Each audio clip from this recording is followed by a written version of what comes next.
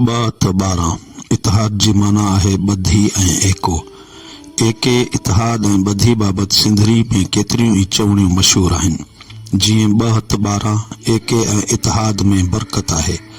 इतिहाद मां फ़ाइदा ई फ़ाइदा आहिनि ऐं नफ़ाक मां नुक़सान ई नुक़सान आहिनि। इतिहाद सां क़ौमनि जी तक़दीर बदिलजी वेंदी आहे ऐं निफ़ाक सां क़ौमूं मिटिजी वेंदियूं आहिनि।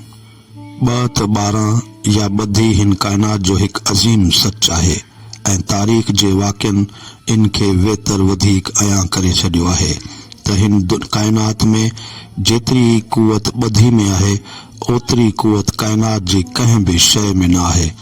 ॿधी ऐं 12 जो मतिलबु इहा ताक़त आहे जंहिंसां काइनात जी हर शइ तस्गीर करे फतह करे सघिजे थी। 12 जो मतिलबु आहे ॿधी ऐं ताक़त। बेशक अगरि कुझु कमज़ोर शयूं बि गॾिजी पवनि त उहे अहिड़ियूं थी मज़बूत थी पवंदियूं आहिनि जो को बि दुश्मन संदन वार बि वंगो नथो करे सघे। अगरि हथ जूं 5 ई आङुरियूं गॾायूं वञनि त उहे मिली हिकु मज़बूत मुके खे जनम ॾींदियूं आहिनि ऐं उहो मज़बूत मुको कंहिं दुश्मन जे चेड़नि खे टोड़ण लाइ काफ़ी हूंदो आहे। ॿधी उहा ताक़त आहे जंहिंसां जबल बि झुकी सघनि था। ॿधीअ जे ज़रिए वॾा वॾा कम सर अंजाम ॾेई सघजनि था। हिन दुनिया में जेके बि कम थियनि था, जेके शयूं ठहनि थियूं, से ॿधी ऐं गॾियल महिनत जो नतीजो आहिनि। जेकॾहिं इंसानी जिस्म ते नज़र विझूं त उन में बि असांखे एके ऐं ॿधी जो सबूत मिलंदो। तमाम उज़वा, उन्हनि जा जोड़, उन्हनि जूं हॾियूं, मांस, रगूं ऐं जिस्म ऐं रूह जो रिश्तो, इहो बि सभु कुझु ॿधी जो ई सबूत आहे। एके ऐं इतिहाद में उहा बरकत आहे जो अकेले सर माण्हू जेके पंहिंजूं ज़रूरतूं बि पूरियूं न करे सघे, पर ॿधी सां ई इंसान जूं ज़रूरतूं पूरियूं थियनि थियूं। कारखाननि में मज़दूरनि जो कमु करणु, ॿनियुनि में हारनि जो अनाज उपाइण, राज़नि ऐं मज़दूरनि जो घर ऐं जायूं तामीर करणु, वाढनि जा औज़ार ऐं ॿियो सामान ठाहिणु, लोहारनि जो लोह मां औज़ार ऐं ॿियो सामान ठाहिणु, दर्जियुनि जो कपिड़ा सिबणु, उस्ताद जो ॿारनि खे पढ़ाइणु, शागिर्दनि जो पढ़णु, फ़ौज जो मुल्क जी हिफ़ाज़त करणु, इहो सभु कुझु एके ऐं इतिहाद जे करे ई त आहे। जेकॾहिं असां दुनिया जी तारीख़ ते नज़र विझंदासीं त असांखे इतिहाद जा केतिरा ई मिसाल नज़र ईंदा।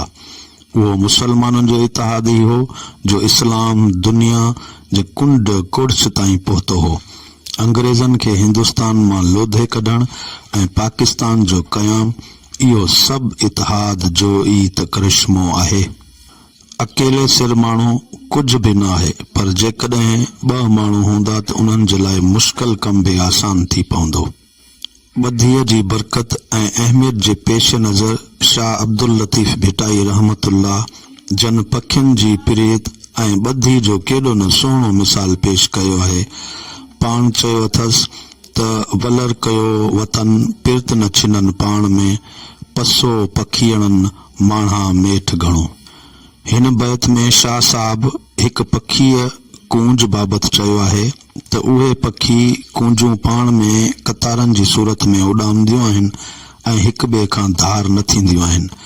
शाह साहब असांखे मुखातिब थी चवे थो त ॾिसो त उन्हनि पखियुनि में माण्हुनि खां बि वधीक सिक आहे। 12 उहो सुनहरो उसूल आहे जो अगरि कंहिं कमज़ोर माकोड़ियूं बि उन ते अमल कनि त हाथीअ जहिड़ी प्रीत जेॾे जानवर खे बि शिकस्त ॾेई सघनि थियूं।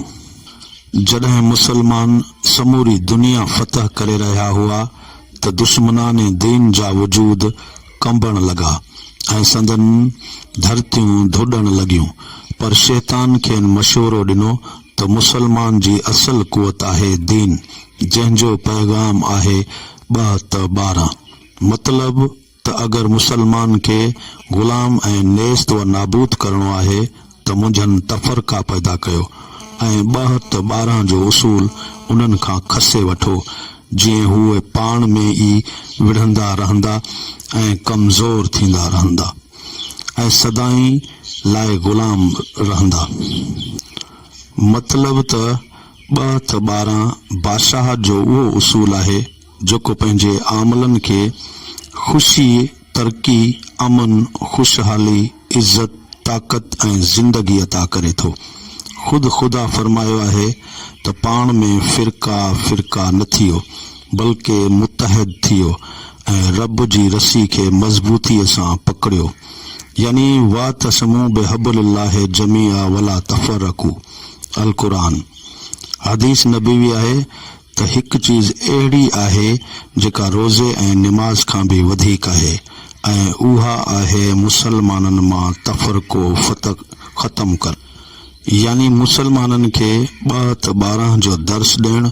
ऐं शैतान सभ खां वधीक ख़ुशि तॾहिं थींदो आहे जॾहिं इंसाननि में तफ़रक़ो पैदा थींदो आहे। मतिलब त तफ़रक़े में तबाही आहे ऐं 2 त 12 में निजात आहे, भलाई आहे, ताक़त आहे।